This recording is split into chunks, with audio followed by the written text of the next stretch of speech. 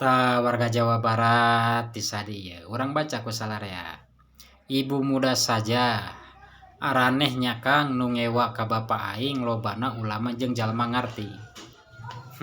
Kantenan isu agamanya Ibu. Gitu tah.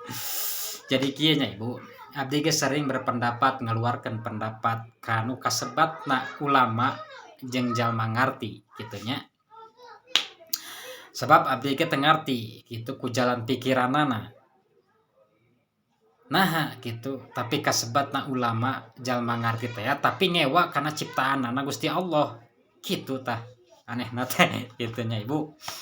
Sabab kieu nya saterang abdi mah Ibu, anu ngaranna ulama atau anu kasebatna ulama jeung jalma ngarti itu moal mungkin atau moal nepikeun ka ngewa kana ciptaanana Gusti Allah kitu tah.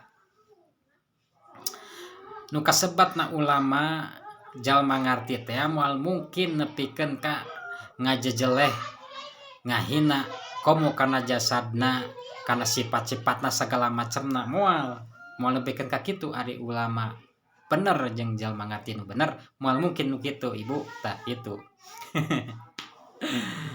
Tah kitu sabab naon Ibu, sabab itu apanan ciptaan Allah.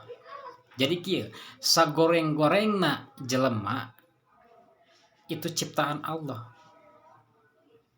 Jadi mun aya ulama nu bener jeung jalma ngarti nu bener ningali sagoreng-gorengna jelema itu moal nepikeun ka ngewa komo ngajejeleh komo ngahina moal sabab naon eta ciptaan Gusti Allah.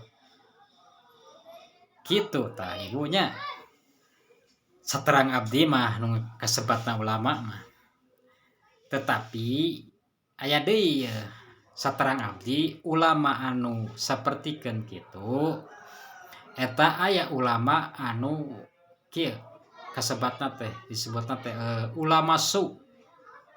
Naon ari ulama su teh nyaeta ulama anu buruk, anu goreng, anu jahat. Tah eta ulama su. Kitu nya Ibu.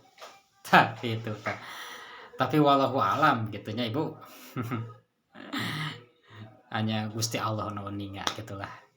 Ngan saterang abdi upami aya nu kitu nya kitu teh ya sebagianan. Tah kitu nya Ibu. Tah pokona mah kitu nya Ibu, mudah-mudahan we karenging hidayah sareng taufik nya Ibu. Tah gitulah mudah-mudahan aman Jawa Barat lah kitu nya Ibu. Atur nuhun Ibu.